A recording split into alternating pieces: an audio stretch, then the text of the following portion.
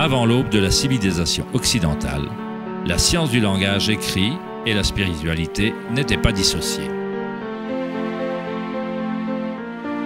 Dans les enseignements des grandes traditions anciennes, la recherche extérieure de la connaissance et de la certitude s'équilibrait par un sentiment intérieur impermanent et intuitif qui comprenait la spirale du changement.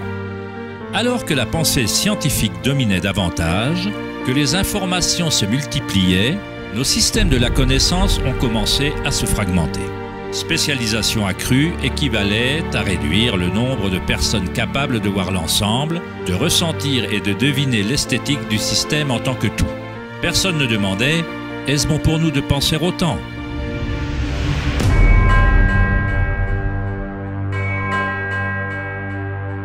La connaissance ancienne est ici, elle nous entoure, cachée à la vue de tous, mais on est trop absorbé par nos pensées pour la reconnaître.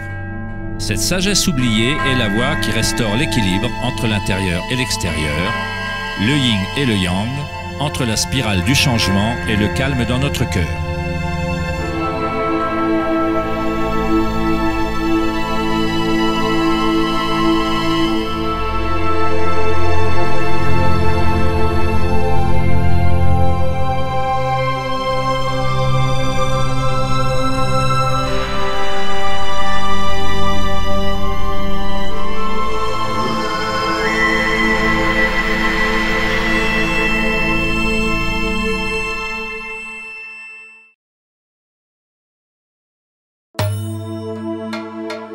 Dans la légende grecque, Asclépios était le fils d'Apollon et le dieu de la médecine.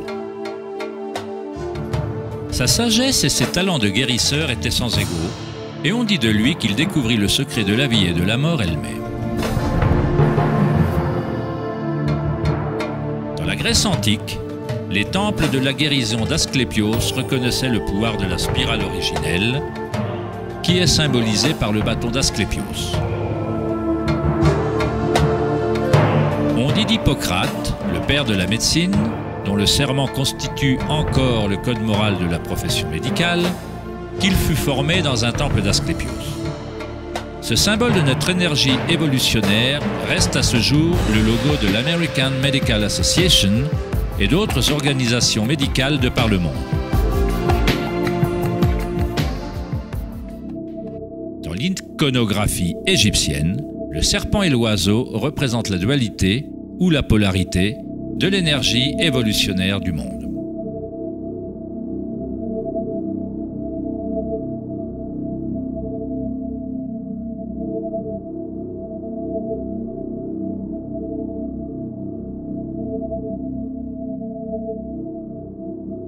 L'oiseau est la direction ascendante, le courant ascendant orienté vers le soleil ou la conscience éveillée en un seul point, le vide d'Akasha.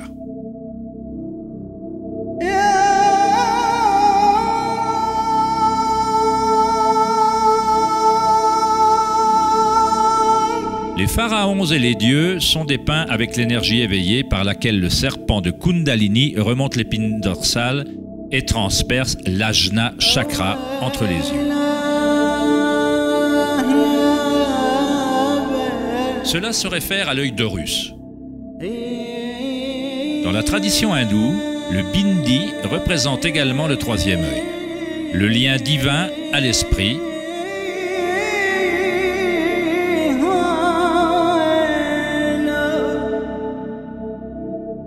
Le masque du roi Toutankhamon est un exemple classique de la présence des motifs du serpent et de l'oiseau.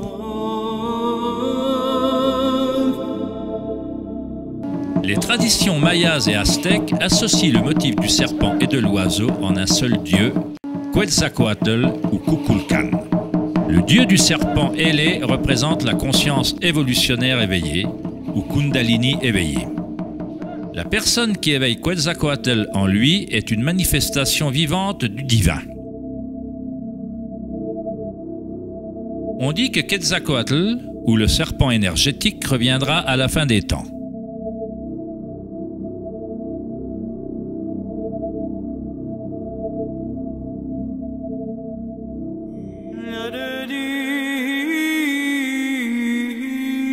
On trouve également les symboles du serpent et de l'oiseau dans le christianisme.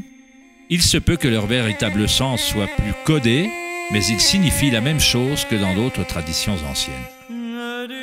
Dans le christianisme, l'oiseau et la colombe, qu'on voit souvent au-dessus de la tête du Christ, représentent le Saint-Esprit, or Kundalini Shakti s'élevant au 6e chakra et au-delà. Les mystiques chrétiens appelaient Kundalini autrement, le Saint-Esprit.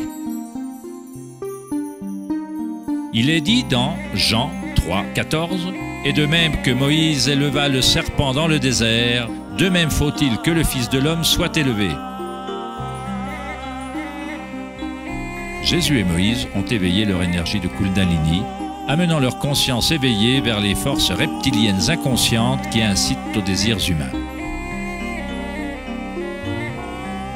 Il est dit que Jésus passa 40 jours et 40 nuits dans le désert sous la tentation de Satan.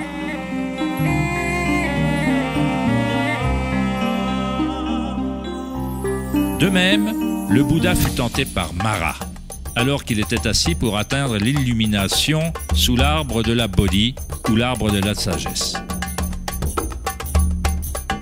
Le Christ, tout comme le Bouddha, durent se détourner de l'attrait des plaisirs sensoriels et de la cupidité de ce monde. Dans chaque histoire, le démon personnifie nos propres attachements.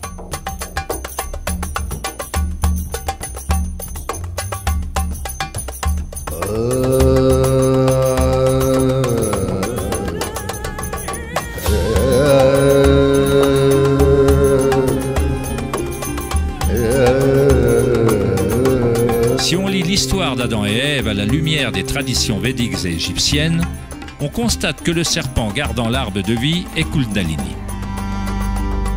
La pomme représente l'attrait et la tentation du monde sensoriel extérieur, nous distrayant de la connaissance du monde intérieur, de l'arbre de la connaissance à l'intérieur.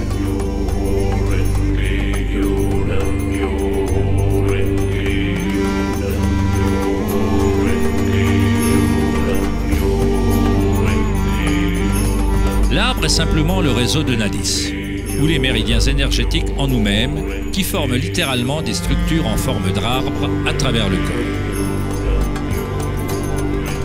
Dans la recherche égoïque de la gratification extérieure, on se déconnecte soi-même de la connaissance du monde intérieur, du lien à Akasha et de la source de la sagesse.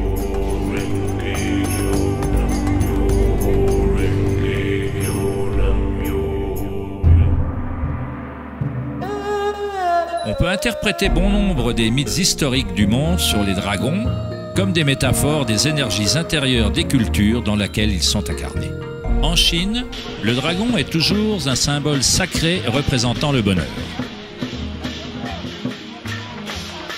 Comme les pharaons égyptiens, les empereurs chinois anciens qui avaient éveillé leurs énergies évolutionnaires étaient représentés par des serpents ailés ou des dragons. Le totem royal de l'empereur de Jade, ou l'empereur céleste, montre un équilibre similaire à Ida et à Pingala. Le yin et le yang du taoïsme, qui éveille le centre pinéal, ou ce qu'on appelle le dantian supérieur dans le taoïsme.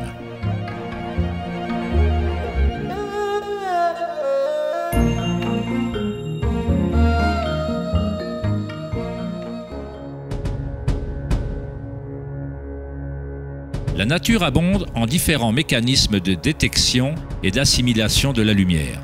Par exemple, un oursin peut en fait voir, par son corps hérissé de pointes, qui fonctionne comme un gros œil.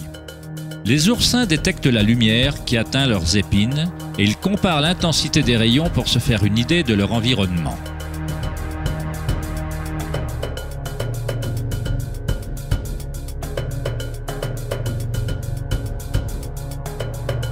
Les iguanes verts et autres reptiles ont un œil pariétal ou une glande pinéale sur le sommet de la tête qu'ils utilisent pour détecter les prédateurs au-dessus d'eux.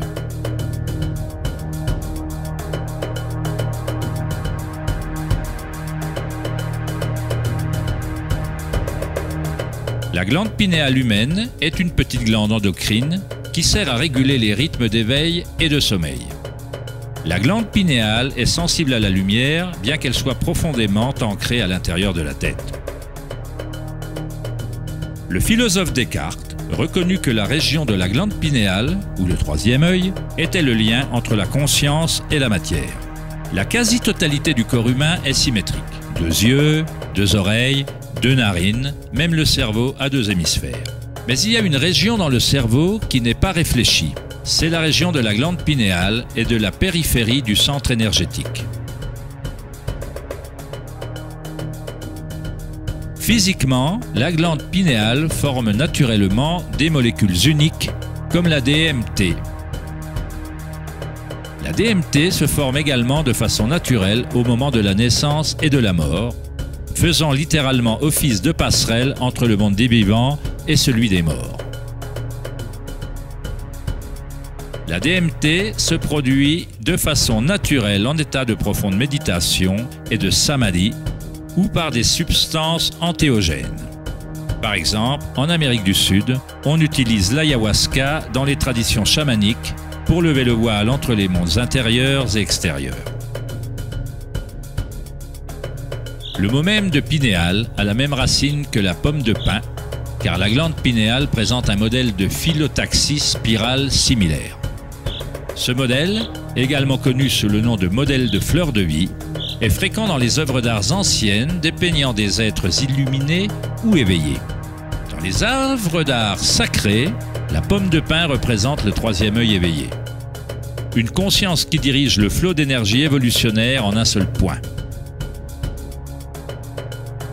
La pomme de pin représente l'épanouissement des chakras majeurs qui s'activent quand Sushumna atteint et dépasse chakra Ajna. Dans la mythologie grecque, les adorateurs de Dionysos portaient un thyrse, ou un bâton géant orné de vignes et surmonté d'une pomme de pin, représentant à nouveau l'énergie de Dionysio, ou Kundalini Shakti, alors qu'elle remonte l'épine dorsale vers le corps pinéal au 6e chakra.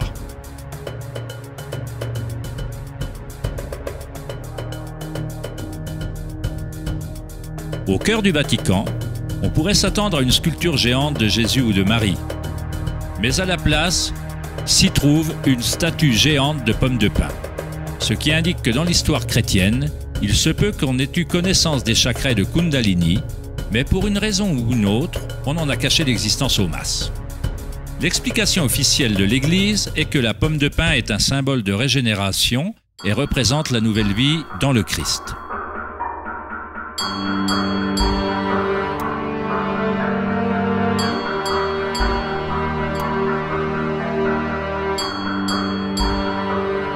Le philosophe et mystique du IIIe siècle, Maître Eckhart, déclara « L'œil par lequel je vois Dieu est le même œil par lequel Dieu me voit. »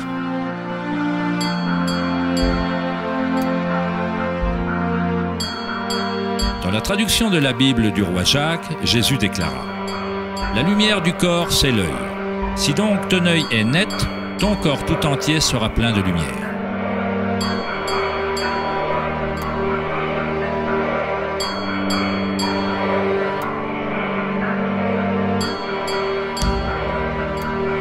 Le Bouddha déclara « Le corps est un œil. » Dans un état de samadhi, on est à la fois le soi et la conscience.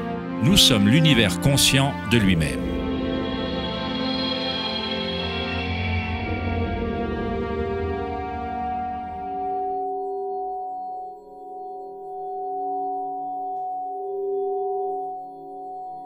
Quand Kundalini est activé, il stimule le 6e chakra et le centre pinéal, et cet endroit commence à récupérer quelques-unes de ses fonctions évolutionnaires. Depuis des millénaires, la méditation dans l'obscurité est une méthode utilisée pour activer le 6e chakra dans la région de la glande pinéale. Activer ce centre permet à une personne de voir sa lumière intérieure. Qu'il s'agisse du yogi proverbial, ou d'un chaman se retirant loin dans une grotte, ou d'un initié taoïste ou maya, ou d'un moine tibétain, toutes les traditions comprennent une période passée dans l'obscurité. La glande pinéale est la porte qui mène à la connaissance de l'énergie subtile directe. Le philosophe Nietzsche dit « Si vous regardez fixement l'abysse assez longtemps, vous finirez par trouver qu'à son tour, l'abysse vous regarde fixement. » Les dolmens ou les anciens portails funéraires comptent parmi les plus vieux vestiges sur Terre. La plupart datent de la période néolithique, de 3000 à 4000 ans avant Jésus-Christ. Et en Europe de l'Ouest, certains ont 7000 ans. Le dolmen servait à entrer en méditation perpétuelle pour permettre à un humain de traverser les mondes intérieurs et extérieurs. En continuant à méditer dans l'obscurité totale, on finit par observer l'énergie ou la lumière intérieure quand le troisième œil s'active.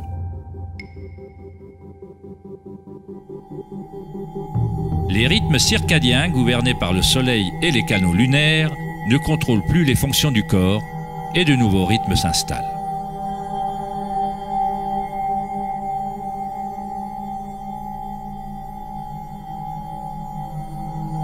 Depuis des millénaires, le 7e chakra est représenté par le symbole Om, un symbole construit par des signes sanskrits représentant les éléments.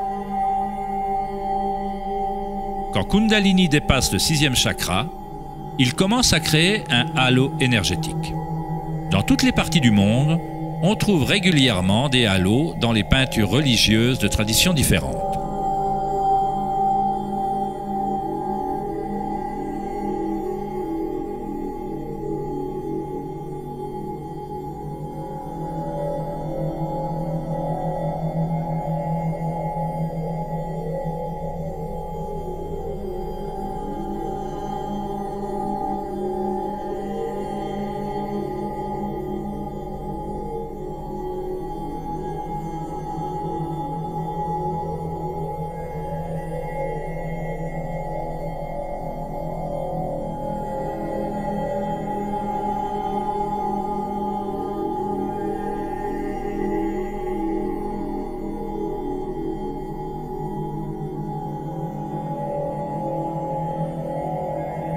Le halo, ou la représentation d'une signature énergétique autour d'un être éveillé, est fréquent dans pratiquement toutes les religions du monde. Le processus évolutionnaire d'éveil des chakras n'appartient pas à un groupe ou à une religion. C'est le droit de naissance de chaque être humain sur la planète.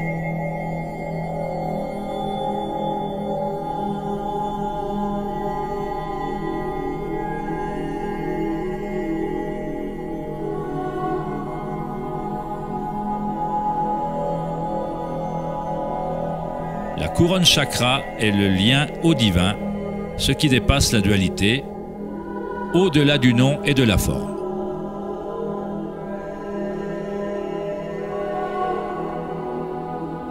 Akhenaton, dont l'épouse était Néfertiti, était un pharaon. On le considère comme le fils du soleil. Il découvrit Taton, ou le mot de Dieu en lui-même, unissant Kundalini et la conscience.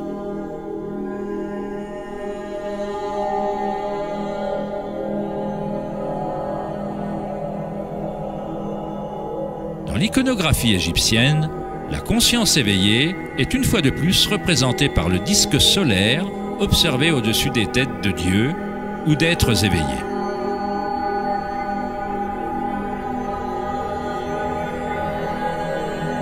Dans les traditions hindoues ou yogiques, ce halo est appelé Sahasrara, le lotus aux 1000 pétales.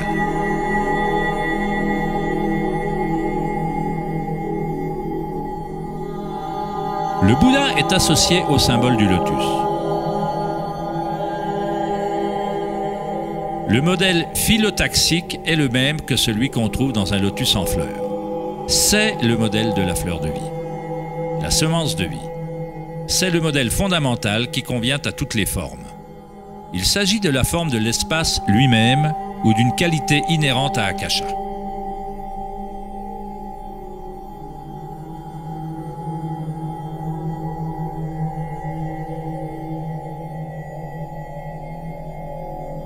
À un moment donné de l'histoire, le symbole de la fleur de vie prévalait sur la terre entière. On trouve la fleur de vie gardée par des lions dans la plupart des endroits saints, en Chine et dans d'autres parties de l'Asie.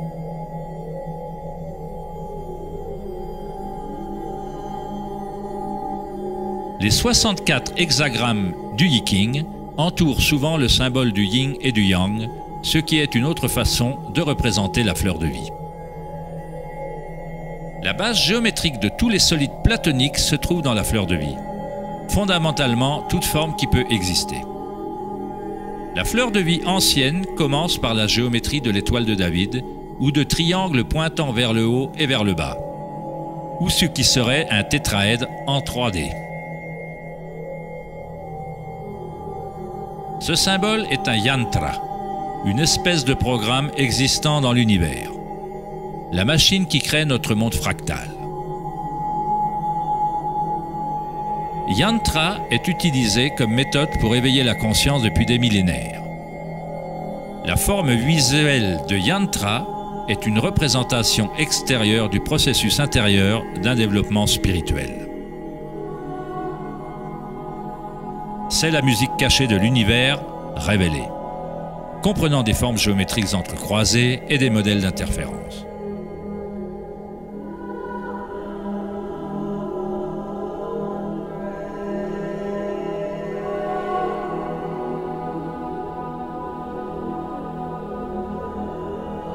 Chaque chakra est un lotus, un yantra, un centre psychophysiologique par lequel on peut ressentir le monde.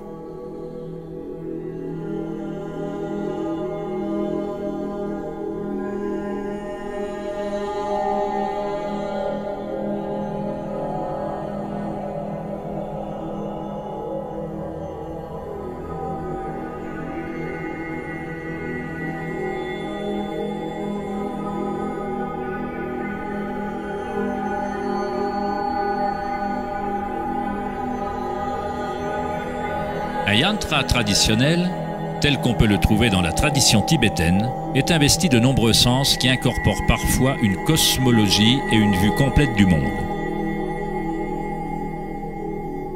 Le yantra est un modèle en constante évolution qui fonctionne par le pouvoir répétitif ou itératif d'un cycle.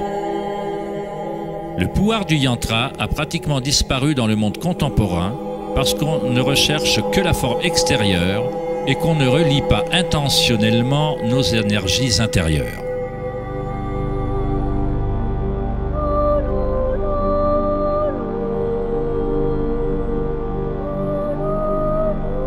Il y a une bonne raison pour laquelle les prêtres, les moines et les yogis sont traditionnellement célibataires. De nos jours, peu d'entre eux savent pourquoi ils pratiquent le célibat, parce que le véritable motif s'est perdu. Si l'énergie est tout simplement investie pour produire plus de sperme et d'ovules, comme cela peut être le cas, alors il n'en reste plus autant pour élever Kundalini qui active les chakras majeurs. Kundalini est l'énergie de vie qui est également l'énergie sexuelle.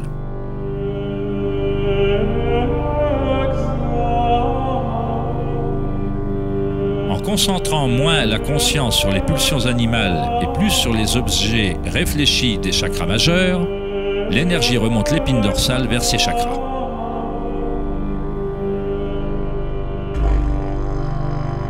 De nombreuses pratiques tantriques enseignent la manière de maîtriser l'énergie sexuelle pour acquérir des niveaux spirituels plus élevés. C'est l'état de votre conscience qui crée les conditions favorables permettant à l'énergie de se développer.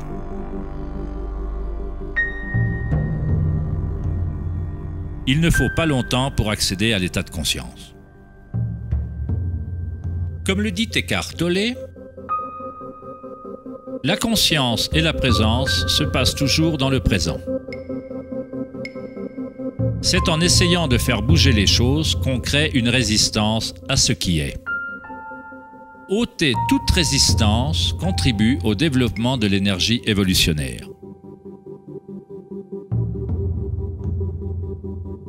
Selon la tradition yogique ancienne, les postures de yoga servaient à préparer le corps à méditer. Le Hatha Yoga n'a jamais eu pour but de ne proposer qu'une série d'exercices, mais de relier les mondes intérieurs et extérieurs de l'individu. Le mot sanskrit Atta signifie soleil, A et lune, Ta. Dans le Yoga Sutra de Patanjali, l'objectif des 8 membres est semblable, à l'origine, à celui du noble chemin octuple des préceptes bouddhistes. Se libérer de la souffrance. Quand les polarités du monde duel s'équilibrent, un troisième élément se crée. On trouve la clé d'or mystérieuse qui libère les forces évolutionnaires de la nature. Cette synthèse des canaux solaires et lunaires constitue notre énergie évolutionnaire.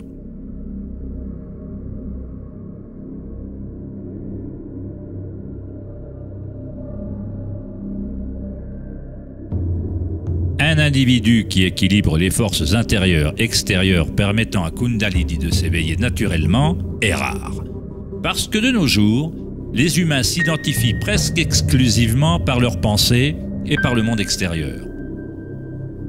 Pour ceux qui ne s'identifient que par l'illusion, Kundalini restera toujours une métaphore,